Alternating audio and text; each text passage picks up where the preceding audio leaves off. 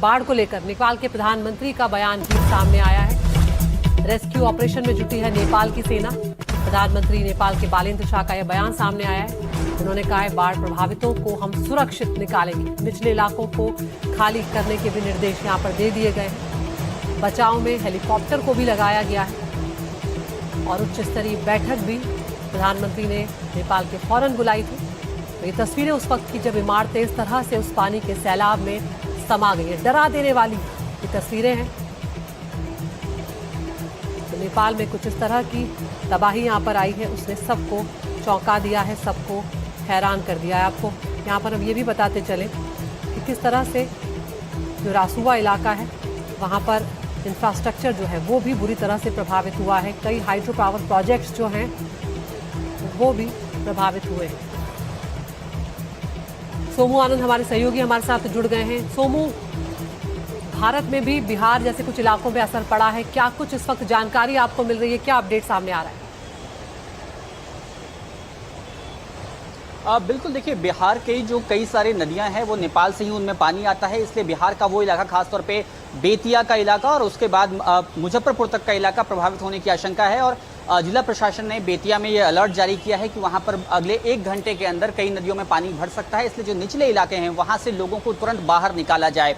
उसके अलावा अभी तुरंत एक उच्च स्तरीय बैठक मुख्यमंत्री सम्राट चौधरी ने भी बुलाई है ताकि बिहार के जो इलाके प्रभावित हो सकते हैं उन जिलों में एनडीआरएफ की टीम भेजी जा सके। और एक टीम अभी तुरंत बेतिया की तरफ भेजी जा रही है और एक टीम मुजफ्फरपुर में स्टैंड बाई पर है ताकि अगर आपात स्थिति में उस टीम को भी भेजा जा सकता है, क्योंकि पूरा वो इलाका है बेतिया के आसपास का इलाका नेपाल से सटा हुआ इलाका है। जहां पर ये घटना हुई है रसुआ जिले में, वहां से करीब 200 किलोमीटर दूरी पर ही जो बिहार का हिस्सा है वो शुरू हो जाता है। तो ऐसे में करीब ये संभावना है कि अगले 1 घंटे में उस इलाके में भी पानी पहुंच सकता है। इसीलिए निर्देश दिए गए हैं सभी जिलाधिकारियों को और लगातार मीडिया ब्रीफिंग के भी, और सभी थानाध्यक्षों को ये कहा गया है कि निचले इलाकों में जाकर के माइकिंग की जाए, लोगों को वहां से सुरक्षित बाहर निकाला जाए, इसकी कवायद की जा रही है। लेकिन जिस तरीके से पानी आ रहा है इतनी जल्दी कितने लोग निकाले जा सकेंगे, ये एक सवाल है। और मुजफ्फरपुर में खासतौर पर सेंटर्स बनाए जा रहे हैं क्योंकि वो एक ऐसा इलाका है जो थोड़ा ऊपर की ओर है, इसलिए जो निचले इलाके में लोग हैं, चाहे वो सीतामढ़ी में हो, शिवहर के इलाके में हो, उन सब इलाकों से लोगों को बाहर निकाला जा सके। तो पूरी कवायद बिहार में चल रही है। और अब से थोड़ी देर के बाद मुख्यमंत्री सम्राट चौधरी ने उच्च स्तरीय बैठक बुलाई है जिसमें तमाम आपदा प्रबंधन विभाग के अधिकारी शामिल होंगे। और आपदा प्रबंधन विभाग का जो कंट्रोल एंड कमांड सेंटर है वो फंक्शन कर रहा है और लगातार वहां से भी स्थिति पर नजर रखी जा रही है कि कितना पानी आखिर बिहार के जो नदियों में है वो पहुंच रहा है। खासतौर पर गंडक नदी से जुड़ा हुआ जो भी इलाका है वो प्रभावित होने की आशंका है। हालांकि अच्छी बात यह है कि इसमें कोसी का जो इलाका है उस तरफ पानी का बहुत ज्यादा नहीं हुआ है क्योंकि पहले भी वो इलाका प्रभावित होता रहा है, इसलिए सिर्फ गंडक के इलाके में अभी सरकार फोकस कर रही है। लेकिन नेपाल में जो तबाही मची है उसके विजुअल्स हमने देखे हैं, उससे बिहार के भी कई हिस्से प्रभावित होने वाले हैं। जी बिल्कुल सोमू, आप बने रहिए हमारे साथ हमारी सहयोगी सिक्ता देव भी जुड़ रही है जो नेपाल में इस वक्त मौजूद हैं। सिक्ता, क्या कुछ खबरें इस वक्त आपको मिल रही है, क्योंकि जो तस्वीरें हैं, जिस तरह का सैलाब आया है वो वाकई में डरा देने वाला है। बिल्कुल, और इस वक्त जो हम आपको बता सकते हैं अदिति, वो ये जानकारी कि प्रधानमंत्री कार्यालय जो है नेपाल का, वो इस पर करीब से निगाह रखे हुए हैं। उन्होंने रेस्क्यू टीम्स को भेजा है। मेडिकल टीम्स इस वक्त तुरंत काठमांडू से रवाना हुई हैं क्योंकि दूर दराज का इलाका है। जो अगर बात करें तो जो जहां पर ये तिब्बत बॉर्डर पर ये त्रासदी हुई है, रसुवा वो इलाका है, वो करीब काठमांडू से 7 घंटे दूर है बाय रोड।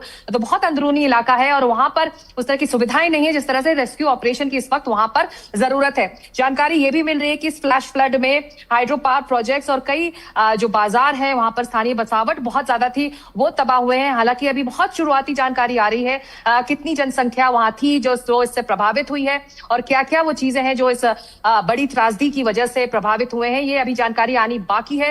लेकिन हम इतना बता सकते हैं कि ये एक बड़ी ट्रेजेडी है जिस पर सरकार अब करीब से निगाह रखे हुए है। टिमुरे और सायरा ब्रू बेसी जो इंफ्रास्ट्रक्चर है उस पर जो वाटर लेवल्स है उसके आसपास वो लगातार बढ़े हैं, जिसकी वजह से नुकसान बड़ा हो सकता है, ऐसा कहा जा रहा है।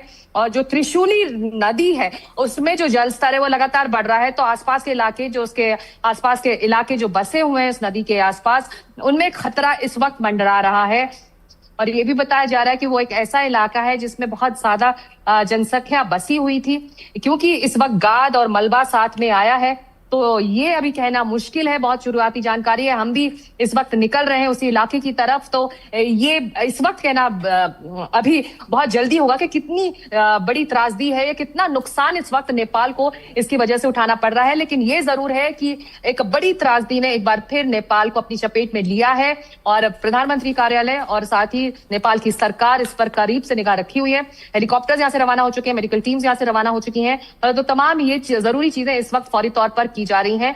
और ये जो इलाका है, जैसा कि आप लगातार दर्शकों को बता भी रही हैं कि तिब्बत बॉर्डर पर है, जहां पर एकदम से अचानक ये फ्लैश फ्लड आया है। उसके बाद ये भारी तबाही की खबर वहां से आ रही है। अदिति, बिल्कुल सिकता, आप बने रहिए हमारे साथ। तो एक के बाद एक कई तस्वीरें जो है वो भी सामने आ रही है, किस तरह से गोटेकाशी नदी में ये सैलाब आया था। और इस बीच में एक और बड़ी खबर सामने आ रही है, नेपाल में जो आई बाढ़ है उसके बाद बिहार में अलर्ट घोषित कर दिया गया है, अलर्ट जारी कर दिया गया है। मुख्यमंत्री सम्राट चौधरी जो है वो भी एक्शन में आ गए हैं। उन्होंने एक इमरजेंसी बैठक यहाँ पर बुलाई है और साथ ही वो तस्वीरें भी आपको दिखा रहे हैं जो नेपाल में तबाही लेकर आई है। बगहा वाल्मीकि नगर जो है बिहार में, वहां पर अलर्ट जारी किया है। इसके अलावा मोतिहारी, मुजफ्फरपुर में भी अलर्ट जारी किया गया है। तो बिहार में सीमावर्ती इलाकों में बाढ़ का खतरा अब मंडरा रहा है। नदियों के बढ़ते जलस्तर को लेकर चेतावनी यहाँ पर जारी की गई है और अब लोगों से भी प्रशासन की तरफ से अपील की जा रही है कि नदी किनारे वो ना जाएं। हमारे साथ आपदा प्रबंधन विभाग के आप सचिव संतोष कुमार मल जी है। सर, कैसे प्रिकॉशंस ले रही है बिहार सरकार और बाकी के जो डिस्ट्रिक्ट्स मेजरली हिट होने वाले? देखिए, नेपाल और तिब्बत के बॉर्डर पर रसुआगढ़ी नाम की जगह के पास एक ग्लॉफ हुआ है। ग्लॉफ का अर्थ होता है ग्लेशियर लेक आउटबर्स्ट फ्लड।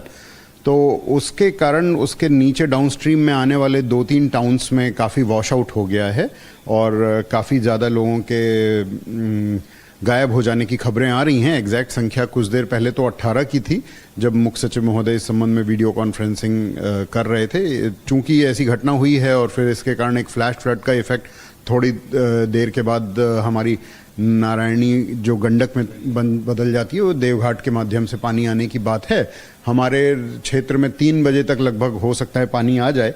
वैसे तो देवघाट से नॉर्मल परिस्थितियों में पानी आता है वाल्मीकि नगर तक तो 8 घंटे लगते हैं, लेकिन ये चूंकि एक वेव के रूप में, एक 3 मीटर ऊंची वेव के रूप में आएगा तो इसकी स्पीड कहीं ज़्यादा होगी, तो अनुमानतः शायद 3 से 4 बजे के बीच में पानी आएगा और लगभग 2.5 लाख क्यूसेक वाल्मीकि नगर बैराज पर इसका पानी का असर आने की संभावना है। तो वो जितने भी इन संबंधित जिले होते हैं हमारे, मुख्य सचिव महोदय ने अभी सारे जिलाधिकारियों और एसपीज और साथ में जो आपदा प्रबंधन के पदाधिकारी हैं उन सभी के साथ वीडियो कॉन्फ्रेंसिंग की और सबको ये निर्देश दिया गया, विशेष रूप से बेतिया, मोतिहारी और गोपालगंज और मुजफ्फरपुर, छपरा के डीएम्स को, कि जो लो लाइंग एरिया में लोग रह रहे हैं तटबंधों के अंदर, उनको इवैक्यूएट कराने के लिए, बाहर निकालने के लिए, ताकि फ्लैश फ्लड से कोई बह ना जाए, कोई जान माल का नुकसान ना हो। तो बड़े पैमाने पे माइकिंग कराई जाए। सारे बीडीओ, सारे सीओज, सारे थाना प्रभारी फील्ड में निकल के, स्वयं डीएमएसपी भी फील्ड में निकल के इसको अलर्ट करने का लोगों को काम करें और इवैक्यूएट कराने का काम करें लो लाइंग एरियाज में से। और जल संसाधन विभाग की टीम जो वाल्मीकि नगर बैराज पे है वो लगातार अलर्ट है कि जैसे ही इस पानी के बढ़ने की स्थिति होती है तो वो सारे गेट्स खोल करके इस पानी को निकाल दें और कैनाल ऑपरेशन भी जारी रखें ताकि पानी का असर नीचे कम से कम हो। और जो वल्नरेबल पॉइंट्स हैं एम्बैंकमेंट्स पे, उन पर टीम हमारी ऑलरेडी पहुंच जाए जल संसाधन विभाग की, ताकि वो वहाँ ब्रीच ना हो इस पानी के तेजी से आने से। एनडीआरएफ की एक टीम को हम लोग तत्काल बेतिया भेज रहे हैं और एक एनडीआरएफ की टीम को हम लोग गोपालगंज की ओर भेज रहे हैं और एक एनडीआरएफ की टीम को मुजफ्फरपुर भी भेज रहे हैं। ये प्रिकॉशन में हम कर रहे हैं। और एसडीआरएफ की तो सभी जगहों पे टीम है ही, वो सब अलर्ट हैं, वो अपने बोट्स को तैयार करके भर के साजो सामान के साथ बिल्कुल मुस्तैदी से लग गए हैं। क्या ऐसी सिचुएशन आएगी सर, एयरलिफ्ट की भी आप लोग आगे प्रयास करेंगे? जिस तरीके से सीवियरली हिट बताया जा रहा है कि हो सकते हैं बिहार के कई सारे डिस्ट्रिक्ट। अभी तत्काल ऐसी कोई रिपोर्ट, ऐसी आवश्यकता हम लोगों को रिपोर्ट नहीं हुई है। अगर ऐसी नौबत आएगी तो फिर हम लोग उसमें उचित निर्णय लेंगे और आगे करेंगे। एक आखिरी क्वेश्चन सर, नेपाल गवर्नमेंट से भी क्या बातचीत चल रही है जिस तरह का हिट हुआ है? नेपाल के साथ जो हमारे बॉर्डर डिस्ट्रिक्ट्स हैं वो कोऑर्डिनेशन में रहते हैं और नेपाल का इनपुट जो है वो एसएसबी को आया है और एसएसबी का इनपुट फिर हम लोगों को आया है। साफ तौर पर बिहार सरकार की तरफ से संतोष कुमार मल थे आपदा प्रबंधन विभाग से, जिन्होंने बताया है कि किस तरीके से एनडीआरएफ, एसडीआरएफ और बिहार सरकार ने अलर्ट किया है उन सारे डिस्ट्रिक्ट्स को जो नेपाल से सटे हैं, और एनडीआरएफ की टीम को भी तैनात की गई है। पटना से कैमरा पर्सन आशीष के साथ रमन राय, एनडीटीवी। नेपाल में पहाड़ों से आई बाढ़ ने भारी तबाही मचा दी है। नेपाल में अब तक 7 लोगों की मौत हो चुकी है, कई लापता बताए जा रहे हैं। नेपाल के रसुआ जिले के टिमुरे और स्याफ्रुबेसी इलाके में अचानक आई बाढ़ की चपेट में ये इलाके आ गए। बताया जा रहा है कि तिब्बत की तरफ से भोटेकोशी नदी में अचानक पानी बढ़ा, जिसके बाद नदी ने रौद्र रूप ले लिया। तेज बहाव में कई वाहन, सामान और दूसरी संपत्तियां बह गईं। तस्वीर आप देखिए स्क्रीन पर है, किस तरह से अचानक से कोसी नदी में पानी आया और पानी का जलस्तर बढ़ के 50-60 फीट ऊपर तक पहुंच गया। टिमरे बाजार और रसुआ सीमा नाके का कस्टम क्षेत्र भी बुरी तरह प्रभावित हुआ है। कई हाइड्रो पावर प्रोजेक्ट और आसपास की बस्तियों को नुकसान हुआ है। ये आप देख रहे हैं एक कस्बा जो कि पूरी तरह से फ्लैश फ्लड में आए मलबे के नीचे 1 से 1.5 मंजिल दबा हुआ दिखाई दे रहा है। कहीं कहीं ये 2 से 3 मंजिल तक दबा हुआ है। आसपास की बस्तियों को काफ़ी नुकसान पहुंचने की खबर है। हाल ही में बना एक पुल भी बाढ़ की चपेट में आ गया। बिहार के सीमावर्ती इलाकों में भी नदियों के बढ़ते जलस्तर को देखते हुए लोगों को सावधानी बरतने और नदी से दूर सुरक्षित स्थानों पर रहने की सलाह दी गई है। देखिए आप 3 तस्वीरें नेपाल में जिस तरह से तबाही आई।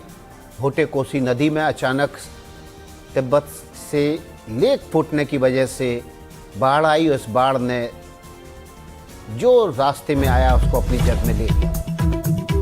इसी से जुड़ी हुई एक बड़ी खबर आ रही है। नेपाल में रेस्क्यू टीम में सेना को शामिल किया गया है। नेपाल में बचाव में हेलीकॉप्टर भी जुट गए। रसुआ में राहत बचाव अभियान तेज कर दिया गया है। कई लोग लापता बताए जा रहे हैं। नेपाल में हाई लेवल बैठक भी इस समय चल रही है। तस्वीरें आप देखिए किस तरह से, ये तो बाढ़ के बाद का मंजर है। जब सैलाब आया नदी में तो उसके बाद देखिए कस्बे का आधे से ज्यादा हिस्सा मलबे की जद में आ गया है। 2 से 3 मंजिल तक मकान इस मलबे में, जो फ्लैश फ्लड में मलबा आया उसके नीचे दब चुके हैं। लोगों को फिलहाल यहाँ से निकालने का काम चल रहा है। नदी के किनारे के जो मकान थे वो पूरी तरह से इसमें जमींदोज हो चुके हैं।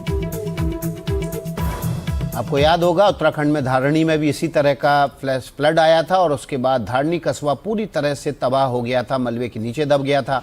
और कुछ हालात इसी कस्बे में भी आपको दिखाई दे। रसुआ कस्बा जो कि इस समय आप देखिए भोटेकोशी नदी में जो सैलाब आया उसके मलबे के नीचे दबा हुआ दिखाई दे रहा है।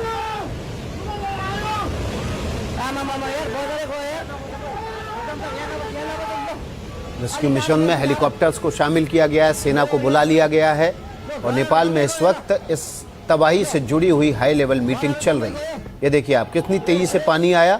रसुआ जिले का ये मंजर है। पानी एकदम से बढ़ा।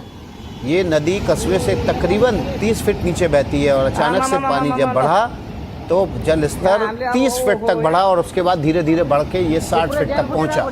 और इसी वजह से कस्बे के 2 हिस्से को जोड़ने वाला वैली ब्रिज है वो भी इसकी जद में आ गया, वो बह गया। देखिए ये सैलाब के बाद की तस्वीरें हैं जब ये कस्बा पूरी तरह से फ्लैश फ्लड में आए मलबे के नीचे दबा हुआ दिखाई दे रहा है।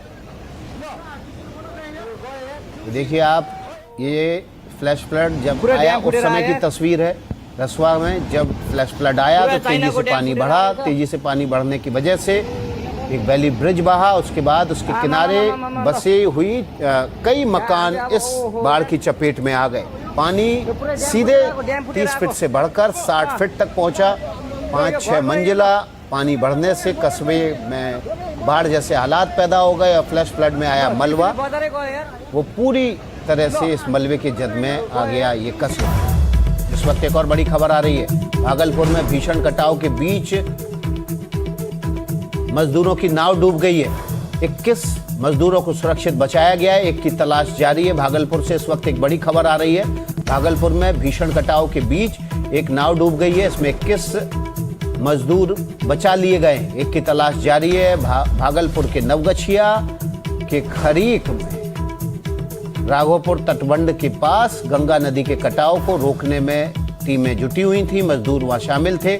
तभी वहां पर देखिए नाव पलट गई और नाव पलटने के बाद ये सभी मजदूर नदी में गिर पड़े। तुरंत ही राहत और बचाव का काम शुरू किया गया। मजदूरों ने भी हिम्मत नहीं हारी, तेजी से बहाव के बीच तैरते हुए नदी के किनारे की तरफ बढ़े। तभी 21 मजदूरों को बचा लिया गया। नाव पर रेत की बोरियां लदी थी जिन्हें नदी में डालकर कटाव रोकने का काम चल रहा था। तभी नाव अचानक से पलट गई। ये देखिए आप, अचानक से वजन एक तरफ कम हुआ जिसकी वजह से नाव पलटी और नदी की बदलती धारा का विपरीत दबाव बढ़ने से नाव पलट गई। उस पर तकरीबन 22 मजदूर सवार थे, इसमें से 21 को बचा लिया गया है। एक मजदूर की तलाश अभी भी की जा रही है। एसडीआरएफ की टीम ने कार्रवाई तुरंत करते हुए 21 मजदूरों को बाहर निकाल लिया, लेकिन एक लापता मजदूर की तलाश अभी भी जारी है। तस्वीरें देखिए एनडीटीवी पर। भागलपुर के नवगछिया के पास राघवपुर तटबंध जोड़ने के लिए 22 मजदूरों की टीम नाव में सवार होकर पहुंची थी। नाव में रेत की बोरियां लदी हुई थी। इन्हीं बोरियों को नदी के किनारे तटबंध पर लादकर कटाव रोकने की कोशिश में ये मजदूरों की टीम काम कर रही थी। तभी नाव में एक तरफ वजन कम हुआ, बोरियां ज़्यादा कम हो गई और नाव नदी के बहाव के साथ ही एक तरफ उलट गई। नाव उलटने से सभी मजदूर पानी की धारा के बीच आ गए। एसडीआरएफ की टीम तुरंत मौके पर पहुंची। 21 मजदूरों को बचा लिया गया, लेकिन एक मजदूर अभी भी लापता बताया जा रहा है। भागलपुर के बाद आपको ले चलते हैं वापस नेपाल, जहां पर जल प्रलय से तबाही आ चुकी है। ये देखिए आप तस्वीरें, ये नेपाल की तस्वीर जहां पर आप देखिए कि कस्बा जल प्रलय के बाद मलबे में दबा हुआ दिखाई दे रहा है। रसुआ जिला, रसुआ कस्बे की ये तस्वीर है जहां पर तेजी से फ्लैश फ्लड आया। तिब्बत के ऊपरी इलाके में एक बांध टूटा। बांध के साथ तेजी से पानी बहते हुए अपने साथ जलोढ़ लेके आया। इस मलबे ने ऐसी तबाही मचाई कि नदी के किनारे मौजूद हर इमारत को, हर इंफ्रास्ट्रक्चर को अपने जद में लेता चला गया। अब नेपाल के इस जल प्रलय की आपको 10 तस्वीरें दिखाते हैं।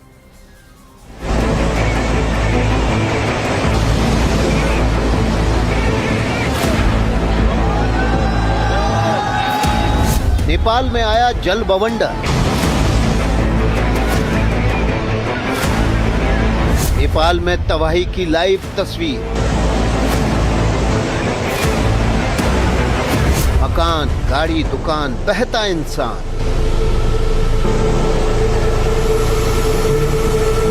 तिब्बत से आया जल प्रलय। सबसे पहली तस्वीर देखिए, ये नेपाल के रसुआ जिले की है। पानी की आती हुई खौफनाक लहर को देखिए। आसपास घर है, रिहायशी इलाके हैं और बीच में बह रही नदी अचानक विकराल रूप ले लेती है। चंद सेकंड्स में पानी का जल स्तर मानो 100 गुना ज्यादा हो गया है और आम सी बहने वाली नदी अचानक सैलाब बनकर टूट पड़ी। नदी पर बना वैली ब्रिज पानी की ताकत के आगे टिक नहीं पाया और पानी के बहाव में तिनके की तरह बह गया। आसपास के घरों को भी काफी नुकसान पहुंचा है। दूसरी तस्वीर में एक और पुल को तबाह करती हुई नदी दिखाई दे रही है। नदी पर बना ये सीमेंट का पुल किसी खिलौने की तरह टूट गया और बहाव में आगे बहता चला। अगली तस्वीर में पानी की ताकत के सामने एक घर ध्वस्त हो गया। नीचे खड़ी एक गाड़ी भी सैलाब की चपेट में आ गई। जैसे ही मकान की नींव पर पानी के तेज बहाव का असर पड़ा, घर भरभरा कर नीचे गिर गया। घर में कितने लोग थे इसकी जानकारी नहीं मिल पाई। अगला वीडियो नेपाल पुलिस ने खुद ही शेयर किया है। वीडियो में पहाड़ों को चीरता हुआ पानी साफ दिखाई दे रहा है। नीचे आते हुए इसकी चपेट में जो भी आया वो नहीं टिक पाया। एक और घर पानी के बहाव में तहस नहस हुआ। जिस नदी में सैलाब आया वो भोटे कोशी के नाम से जानी जाती है। ऐसा कहा जा रहा है कि तिब्बत की तरफ से सैलाब की शुरुआत हुई।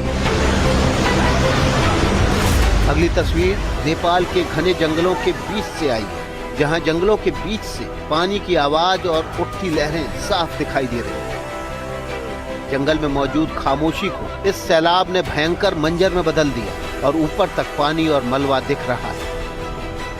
अब ये घटना हुई कैसे, वो भी बताते हैं। तिब्बत की तरफ से घोटेकोशी नदी में अचानक बहुत पानी घुस गया। इससे रसुआ जिले के टिमुरे और स्यापू बेसी इलाके में भीषण बाढ़ आई।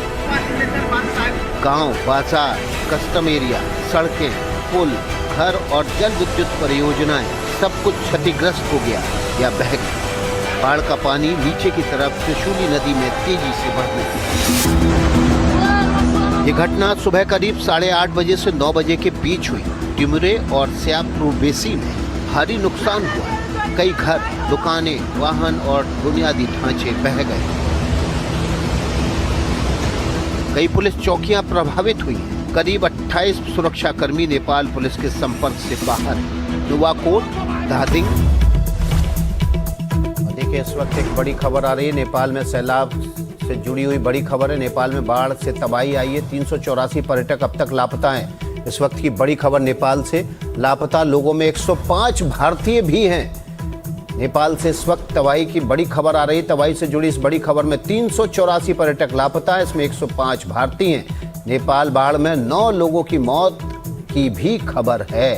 इसके अलावा सीमा पर बना फ्रेंडशिप ब्रिज भी बह गया है और दर्जनों पुलिसकर्मी भी लापता हैं। हमारे सहयोगी मनुग्या लोईवाल काठमांडू से सीधे इस खबर पर अपडेटेड जानकारी के साथ जुड़ गई है। मनुग्या, बहुत भीषण तबाही आई है। 384 पर्यटक लापता, 105 भारतीय हैं और अभी ना जाने इस तबाही की वजह से कितने और इलाकों की तस्वीरें आना बाकी हैं। जी, और इसे पूरी तरह से प्राकृतिक भी कहा जाएगा कि नहीं, इसको अभी तक कह पाना मुश्किल होगा। लेकिन अभी ये संख्या जो आपको सिर्फ सैकड़ों में सुनाई दे रही है, ये हजारों में तब्दील होने में कुछ ही मिनट और कुछ ही घंटे लगेंगे।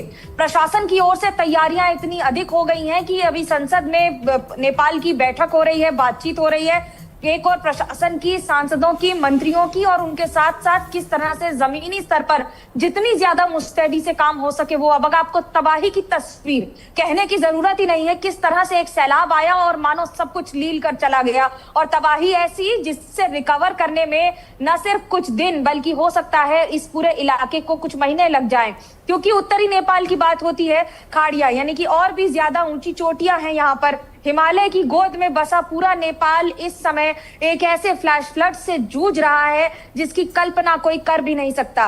क्या सीमा पार से ये हुआ है, क्या किस तरह से ये पूरी गतिविधियां रही हैं, लेकिन उसमें हमें 2 बातें समझनी होंगी।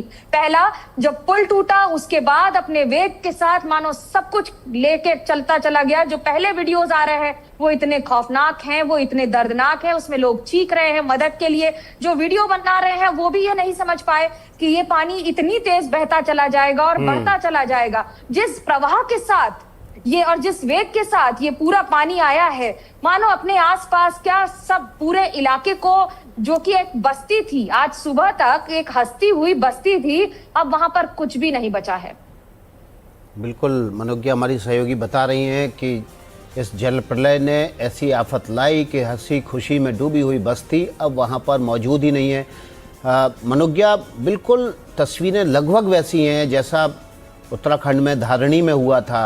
तेजी से अपने साथ जलोढ़ लेके आई नदी और उसने सब कुछ उस मलबे के नीचे उस पूरे कस्बे को दफन कर दिया। और ऐसी तस्वीर रसुआ से आ रही हैं जहां पर सबसे भयानक तस्वीर आई, अचानक से पानी आया, पहले अपने साथ ब्रिज को बहा ले गया, फिर आसपास की इमारतों को उसने नष्ट किया, पूरा इंफ्रास्ट्रक्चर बर्बाद किया और बाकी जो बचा हुआ कस्बा था वो उस मलबे के नीचे दब गया।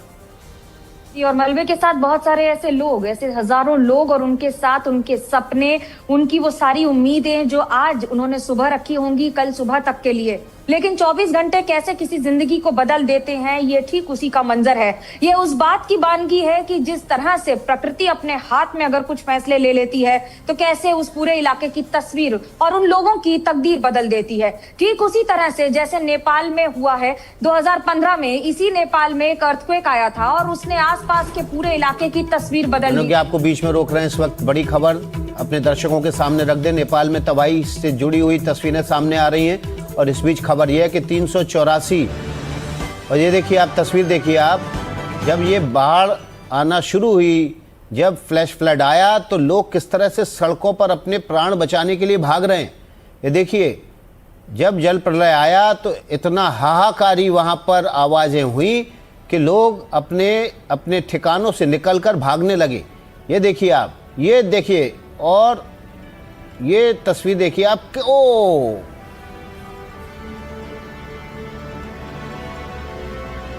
पूरा इलाका पानी अपने साथ मिनटों में उसने चकनाचूर कर दिया। ये इस तरह की तस्वीर आज तक हमने अपने जीवन में नहीं देखी कि पानी का वेग इतना ज़्यादा था कि पूरा का पूरा स्ट्रक्चर कुछ सेकंड्स के भीतर मिट्टी में मिल गया। और देखिए, ये बॉर्डर की तस्वीर है यहाँ का।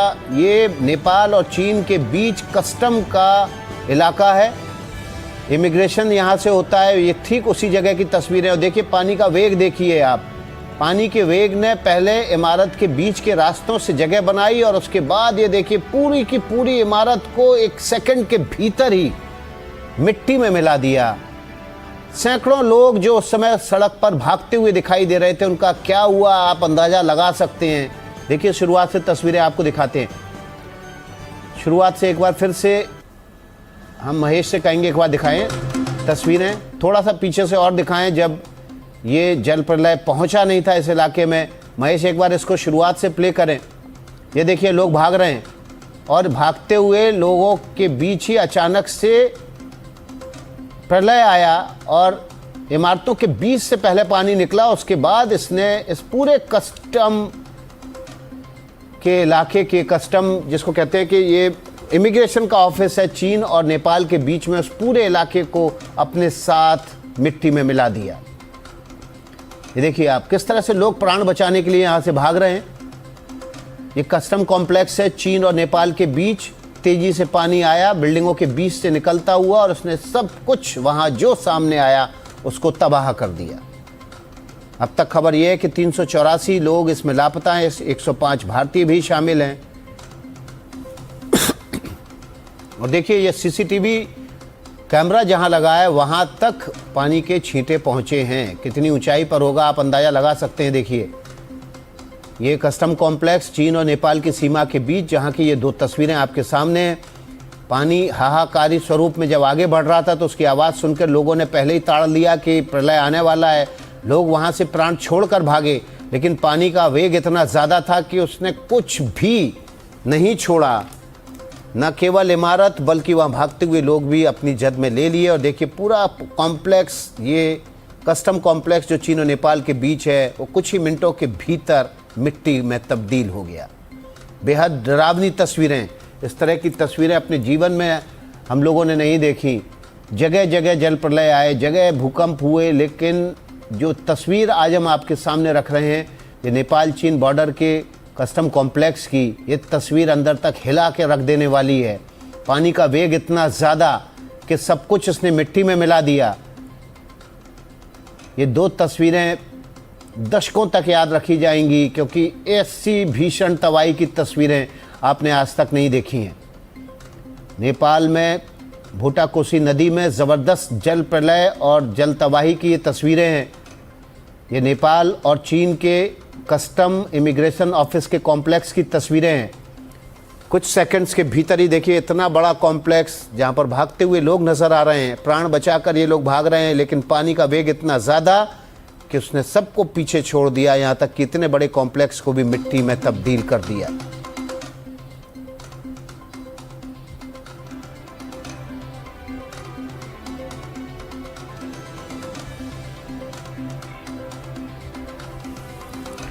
देखिए आप, ये तस्वीर हम आपको दिखा रहे हैं। पहली तस्वीर आप देखिए, जल प्रलय आया और देखिए कितना बड़ा कॉम्प्लेक्स था। यहाँ पर दर्जनों बसें पार्क थीं, कई मल्टी स्टोरी बिल्डिंग बनी हुई थी। सैकड़ों लोग पानी के हाहाकारी आवाज़ को सुनकर पहले ही ये भांप चुके थे कि यहाँ पर तबाही आने वाली है। उन्होंने भागना शुरू कर दिया था, लेकिन वेग इतना ज़्यादा था, जल प्रलय इतनी तेज़ रफ्तार से आया कि इसने पूरे कॉम्प्लेक्स को देखिए कुछ ही सेकंड्स के भीतर मिट्टी में तब्दील कर दिया और अपने साथ उन लोगों को भी बहा ले गया जो लोग अपने प्राण बचाने के लिए यहाँ से भाग रहे थे। जानकारी के मुताबिक अब तक 384 लोग लापता हैं, इसमें 105 भारतीय भी। देखिए कितनी बड़ी तादाद में लोग यहाँ से भाग रहे हैं। और कोई अलर्ट नहीं किया गया। ताज्जुब की बात यह है कि ये बॉर्डर का इलाका है, चीन की तरफ से कोई अलर्ट नहीं भेजा गया नेपाल को कि भारी तबाही चीन की तरफ से नेपाल में पहुंचने वाली है। हजारों लोग इसकी जद में आ गए हैं। नेपाल में इस समय बड़ी बैठक नेपाली संसद में चल रही है। प्रधानमंत्री से लेकर सभी अफसर, बड़े मंत्री और अफसर वहाँ मौजूद हैं। नेपाली सेना को रेस्क्यू ऑपरेशन में लगाया गया है। हेलीकॉप्टर, सरकारी हेलीकॉप्टर, प्राइवेट हेलीकॉप्टर, सभी की मदद ली जा रही है। लेकिन ये बताने के लिए तस्वीर काफ़ी है कि किस तरह की आफत आसमान से बरसी और उसने नदी के रास्ते किस तरह से कोसी नदी होते हुए रसुआ जिले को अपने निशाने पर लिया है। ये तबाही आगे कितने किलोमीटर तक जारी रही या जारी रहेगी, ये इसका कहना अभी बहुत मुश्किल है, लेकिन इसका असर भारत के बिहार तक भी आएगा और इसलिए एसडीआरएफ, एनडीआरएफ को यहाँ पर अलर्ट रहने के लिए कहा गया है। नदी के किनारे रहने वाले, गंडक नदी के किनारे रहने वाले लोगों को भी सावधानी बरतने के लिए कहा गया है। ये दो तस्वीरें नेपाल के रसुआ ज़िले की, ये बॉर्डर का इलाका, ये कस्टम कॉम्प्लेक्स, इमिग्रेशन कॉम्प्लेक्स है चीन और नेपाल के बीच, जो कुछ ही सेकंड्स के भीतर कोसी नदी में आए जल प्रलय की वजह से जमींदोज हो गया।